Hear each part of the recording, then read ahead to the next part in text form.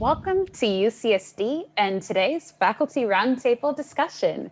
We may be physically distant, but we hope to cultivate community through our virtual conversation. My name is Syreeta Nolan, and I am a proud Warren student majoring in psychology with a specialization in human health. It is my honor to co-moderate this panel with James.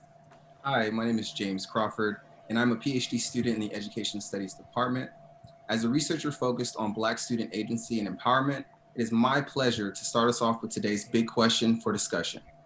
What does COVID-19 and the Black Lives Matter movement teach us about race issues in the United States?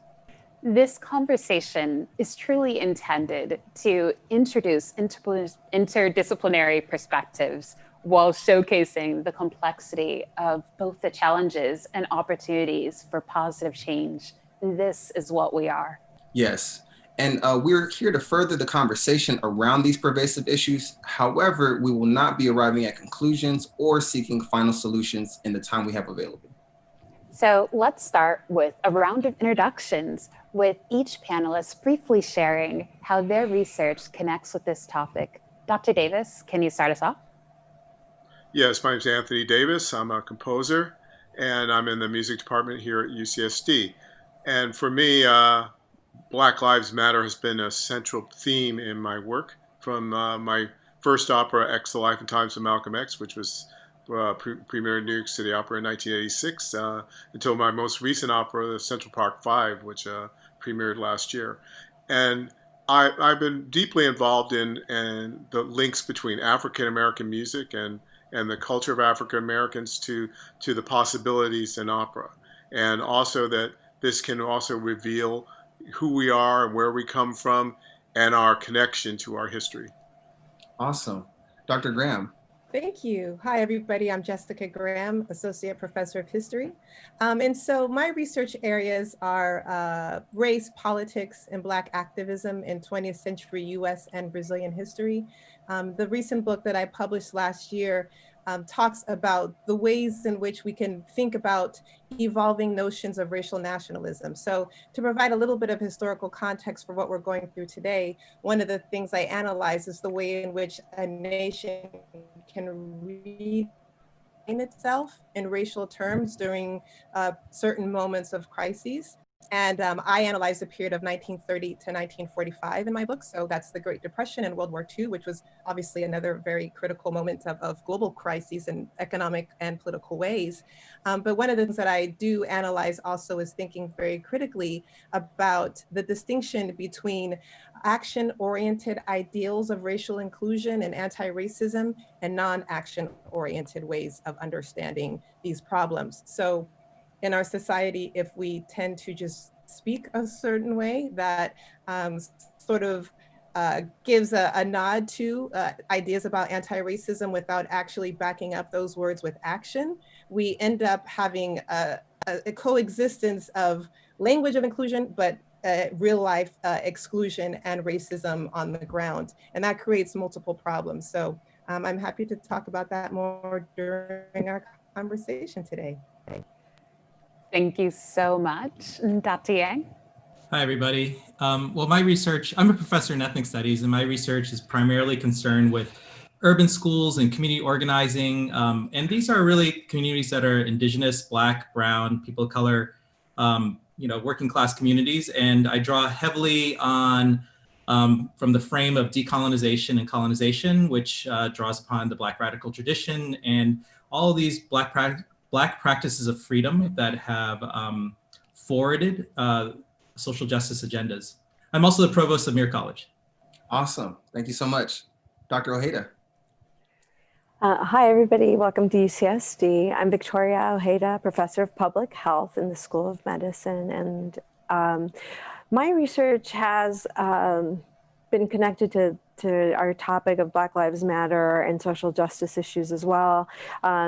In regards to migration research that I've been conducting for the last 10 years or so. But more recently, I've been focusing on how to help young adults that have had interactions with the criminal justice system connect to the communities and re-establish relationships so that they can be successful. And so I think this is an important part of welcoming back these individuals.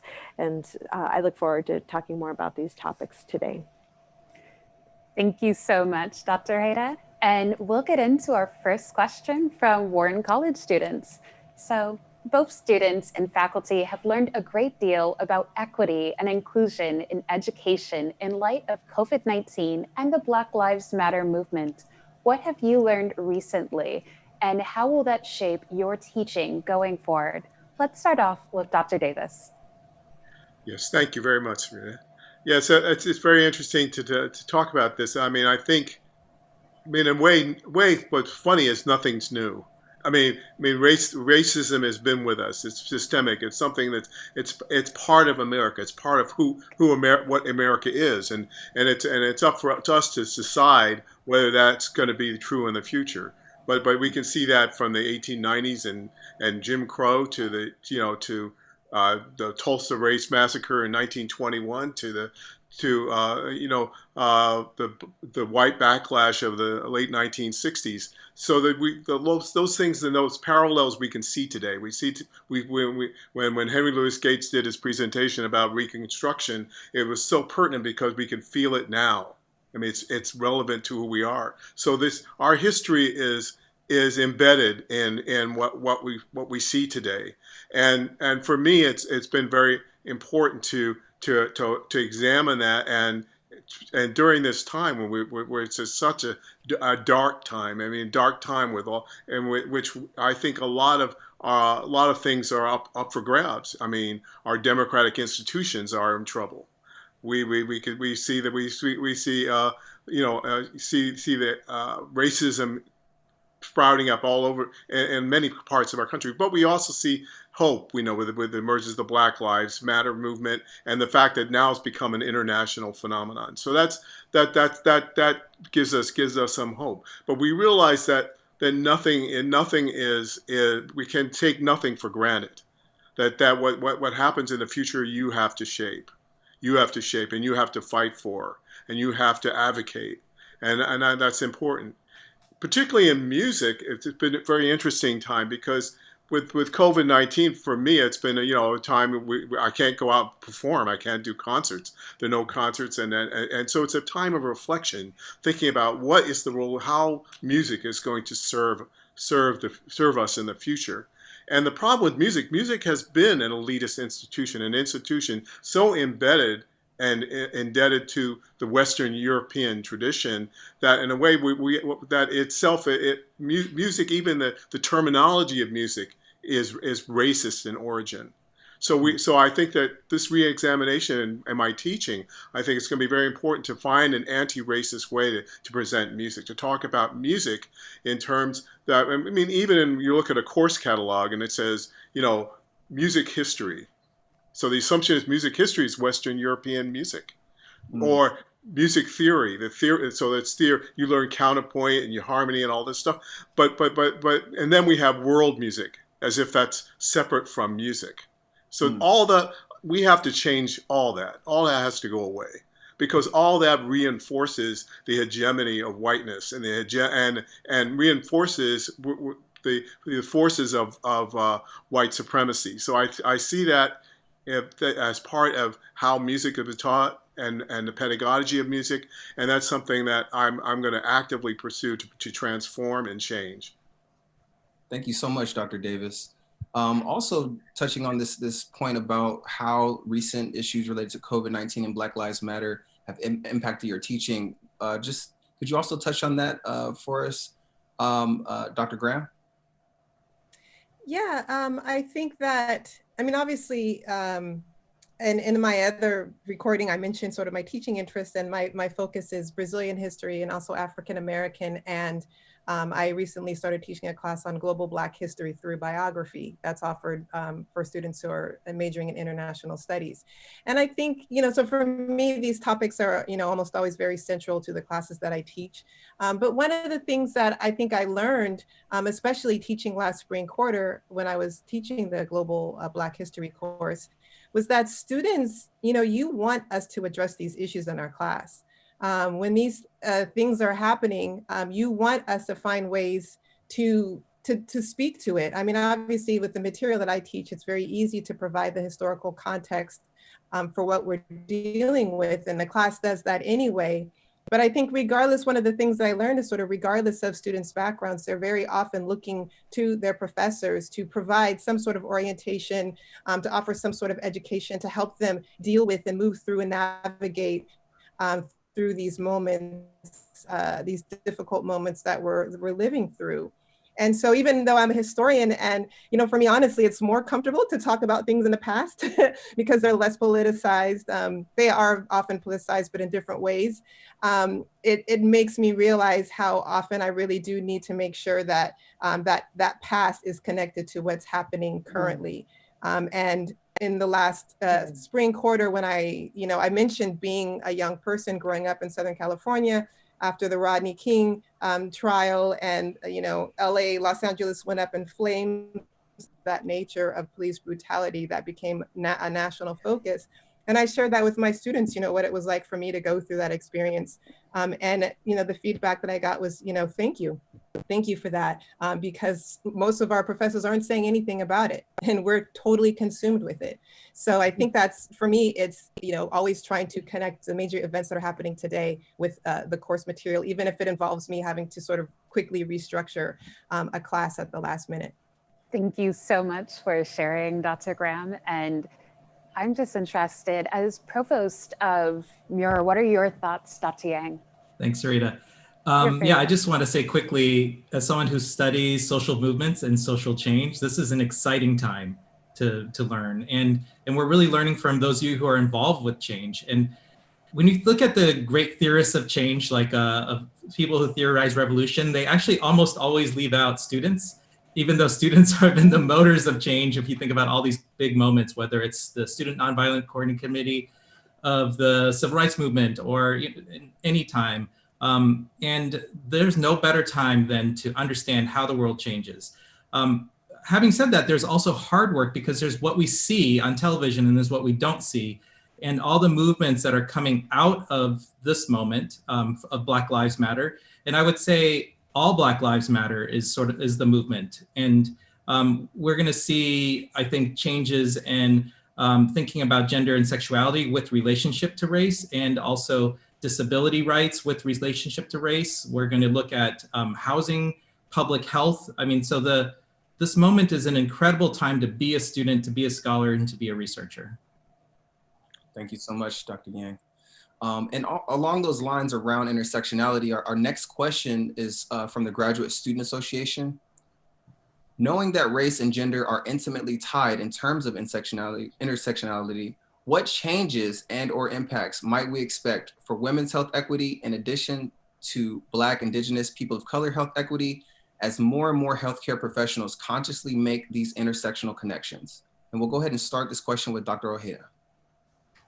Great. I think similarly, I mean, we're at an amazing point in time where academics, students, faculty, researchers are all realizing how important having cross-disciplinary relationships matter to the types of solutions that we can possibly propose or think of. And, I think in public health, what you're seeing is sort of a greater awareness to that we need to bring more consciously into the education and the training aspects for the next generation, some of the history that students in other disciplines like ethnic studies, for example, and other campus disciplines, history, music, are receiving. And so one of the things I'm very hopeful about is the fact that we are now getting students into public health, into medicine, with an interest and with a background in these intersectional connections already. And so I think that is going to create for an incredibly well-informed workforce in the future, and one that is more aware of social justice issues by virtue of the fact that they're living through this moment, that they're participating in these movements, and they're engaging with these topics academically. So I think that all of these really bode well for us. And so at UCSD, we have the opportunity to engage not only in the disciplines I've just mentioned, but in the global health programs and the public health programs that can also sort of coalesce around these different topics for students that have these interests. I think that will just really change the nature of healthcare delivery, the kinds of programs that we're offering at an individual level and at a public health level. Thank you so much, Dr. Ojeda. And I'd love to hear your thoughts, Dr. Graham. Yeah, I mean, I think that for me, I would also, similarly to what Dr. Ojeda just stated, I think that so much more research just needs to be done. It's just so common to look at the research that exists and to discover that there's little known about issues that disproportionately affect Black communities, other communities of color, and women in particular. And speaking specifically about COVID-19, I mean, a couple of the issues that affect, in which race and gender intersect and that affect Black women disproportionately are things like, for instance, Black maternal morbidity was always higher for Black women than for white women, even pre-COVID. So in other words, Black women had higher instances of dying during childbirth. And now we're seeing higher cases of pregnant women with COVID-19. So how is that going to disproportionately affect Black communities? With Black women with disabilities or with pre-existing conditions, as we know, that's common in the Black community, generally speaking, but there are also certain illnesses that affect Black women more. And in particular, there are illnesses that require some of the drugs that were touted as being solutions or potential cures for COVID. And now the people who experience these diseases and illnesses and need to have access to these drugs don't have access to them in the same way. So thinking about how all of these different ways intersect and affect particular people whose subjectivity based upon their race and gender just sort of explode and amplify the problem of COVID is something that I hope will be examined more in the research. And as Dr. Ojeda said, will then eventually affect the ways that medical practitioners do their job and engage with folks in these communities. Definitely. Thank you so much, Dr. Graham. And along those lines, when we're talking about the impacts of COVID-19 and the things that we're facing, we want to bring this now down to what's occurring on the level of campus and the university level. So our next question is from Eleanor Roosevelt College students. And the question is, what are the lasting impacts of COVID-19 on the social life of not only UCSD, but college life as a whole? And how will this affect future students' college experience? And we'll go ahead and start with Provost Dr. Yang. Thank you, ERC students, for that question. Well, I think you're going to decide what social life is going to be like. I definitely think there is no return to normal. And I'm okay with that because normal was racist before all this. Even I want to get out of this COVID-19 pandemic, but even when we're out of that, I can be pretty confident we won't be out of the racism pandemic. So in terms of, but I'd like to be hopeful about answering this question about how will social life be different. I'd like to think about the positives and the negatives. So one of the negatives is, I mean, we are seeing the beginnings of new disabilities created by COVID-19, respiratory problems. I read about neurological ways it attacks synapses.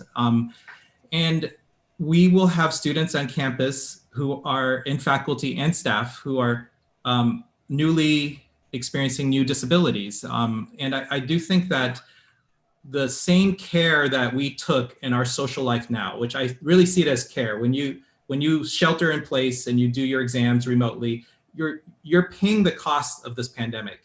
I would be hopeful that people understand our muscles of communal work that way, of collective mutual sacrifice for the mutual good. I hope those muscles are strong. I also like to think about the ways that people have been calling for the ending of forms of state-sanctioned violence like policing, particularly against Black people, and the work of abolition. Well, what does that look like on campus? What are alternatives to policing? So if you're feeling uncomfortable in any kind of situation or unsafe, what are the alternatives now that we will create to calling the police, let's say. And so that is the work of abolition that takes place all the time, every day. I'm hopeful that students, this generation is going to figure that out. This is also the generation not to be trifled with culturally. So who thought that TikTok would be a major political player? Who thought K-pop would be a major political player? And so I'd like to think about how social life, that students will see the political possibilities in all their sociality, right? Whether it's remote organizations or in-person organizations, athletics, music, whatever it is. And in this respect, it gets back to the new normal. So we have a chance to redefine normal.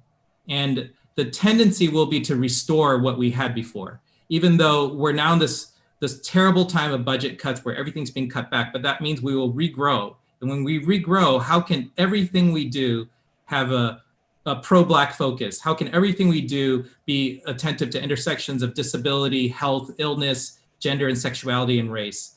And we have that moment to do that. I'm hopeful, but not necessarily optimistic, in that Cornel West says people who are optimistic, they look at the prevailing conditions, they think everything's going to get better. Mm.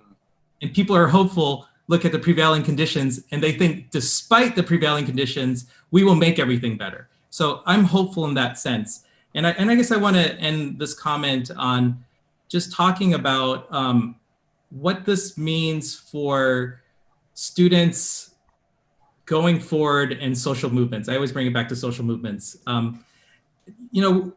When we redefine normal, we have a chance of building a pro-Black future. And I'm really focusing on pro-Blackness because pro-Blackness historically has always been about social justice, about emancipation, and it has a benefit for everyone, right? Some of my work draws from the work of the Black Panther Party, which if you're not familiar with, you should look up carefully because you'll see a bunch of really good looking people in leather jackets with guns. And that is not everything the Black Panther Party is about. They created free breakfast programs. They created free health clinics. This is before these existed. And now think about it. Like we take things like free school lunch for granted, and we understand that that's important for kids. And so this pro-Black decision was actually because all Black lives matter and all Black lives are impacted by multiple forms of harm, whether it's illness, health, poverty, food insecurity, housing insecurity. And so pro-Blackness actually addresses these things that address all of us. And I would like to see us rebuild a new normal that is a pro-Black society at UCSD. Thank you so much, Dr. Yang, for that remarkable response. And I feel like history informs how we move forward. So I would love to hear from you, Dr. Graham. There's so much of what Professor Yang said that resonates.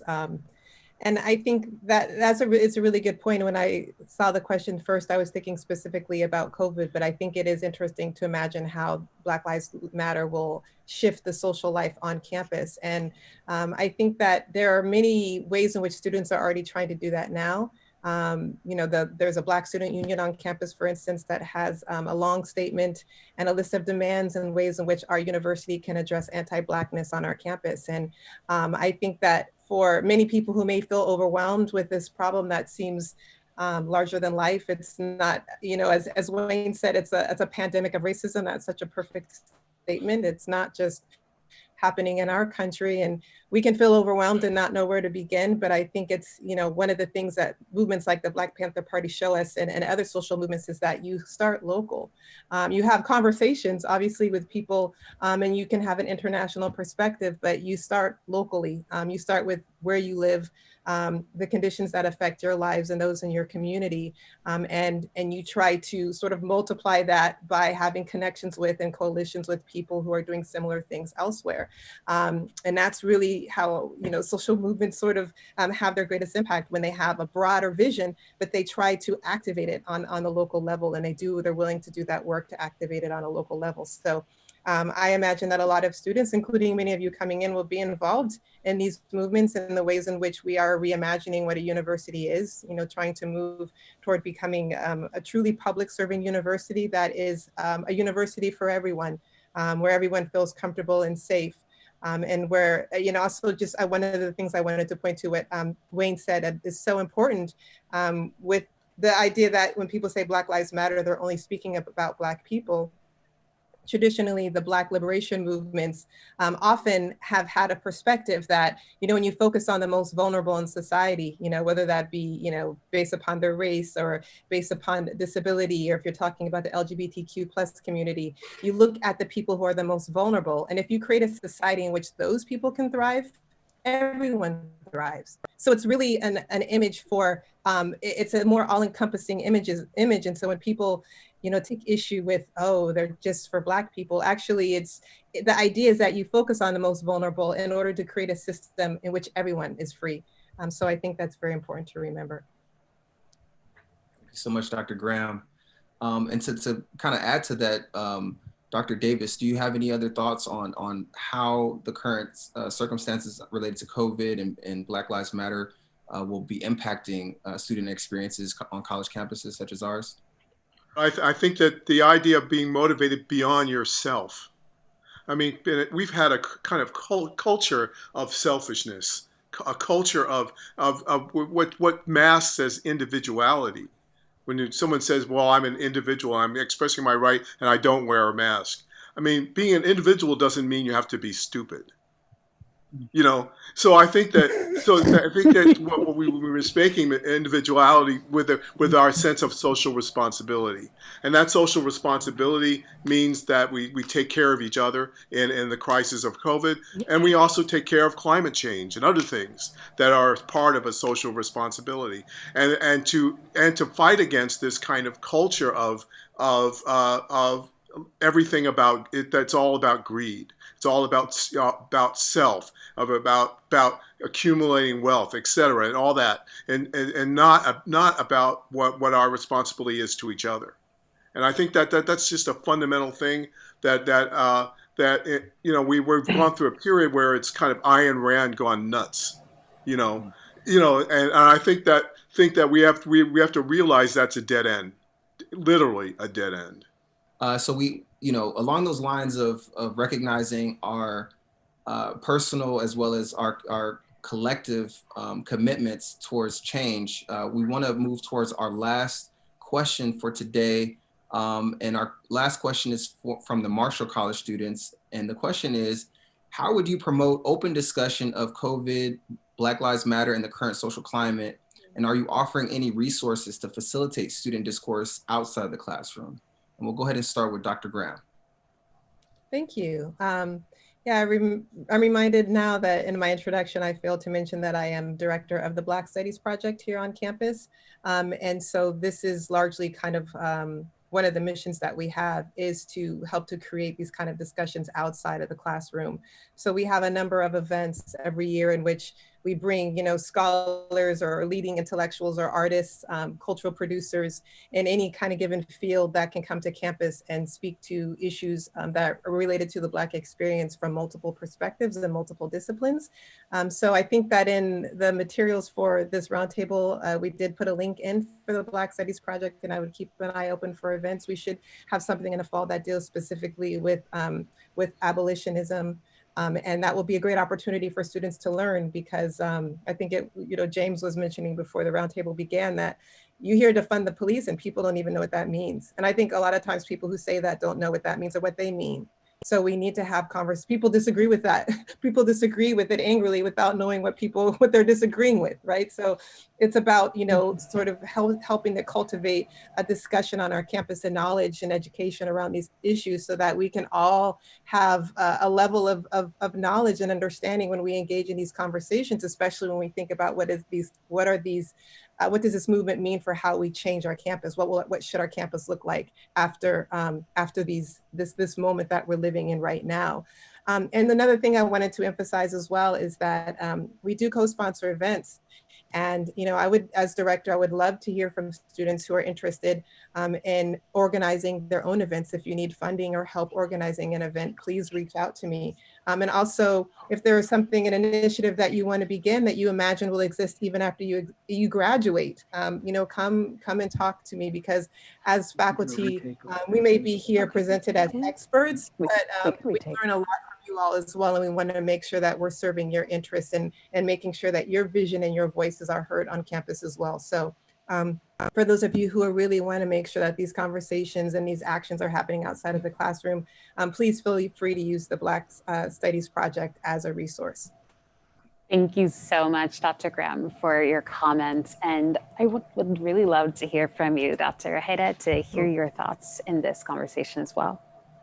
Great. Well, I have learned so much from all of my colleagues on main campus today, and I wanted to share a little bit about, both a little bit from the last question about sort of what I think will happen as a result of this current movement, which is that I think the faculty are trying to be more flexible and connecting courses much more to the, everything that's going on in our communities. And so that pivoting has made us be more creative. And I can speak to, and one initiative that I'm involved with is Health Frontiers in Tijuana, which is based out of the Global Health Program in collaboration with the medical school and other institutions in Tijuana in Mexico. And I highlight this because I think it helps us understand, for example, the perspective and the experiences of justice-involved people that are affecting, lots of different communities as well. And this,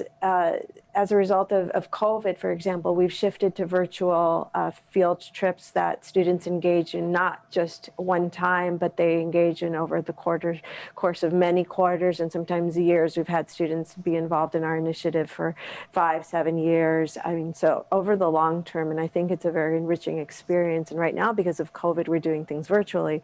But I think, it's a testament to us trying to connect students to community and have that reciprocal relationship to help connect what you're learning in school and in classes with real life events that are current events that are shaped by public policies, both domestically and internationally.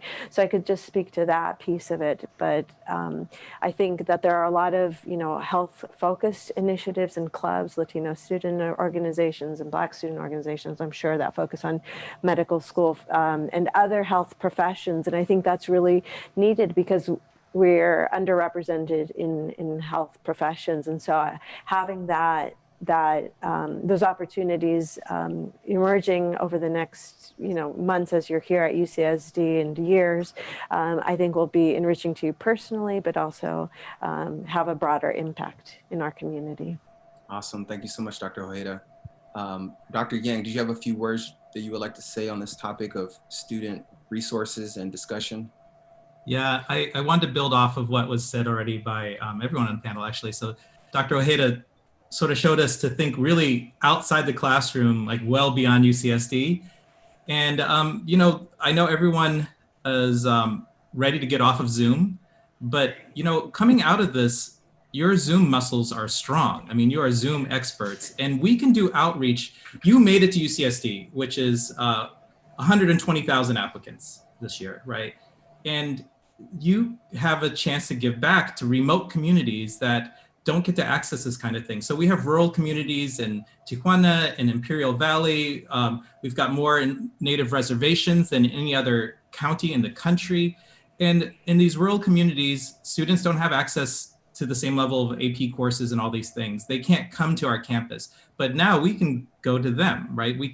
So we're working actually with someone right now trying to get some of our courses offered to high school students in the South Bay.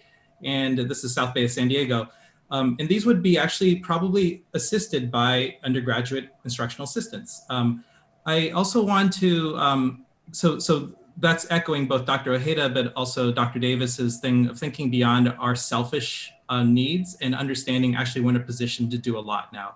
And then one thing I wanted to say, building off of what Dr. Graham said, is Black Studies Project is amazing, and so is the Black Resource Center, but I think these conversations need to be had everywhere we are, whether it's on a soccer team or if it's on, associate students, or anywhere. And I just want to say, just being an Asian identified person, that this coming election cycle, I'm not going to tell you how to vote because I can't, but it is a critical time, and we're going to see affirmative action return to the ballot in California as a referendum.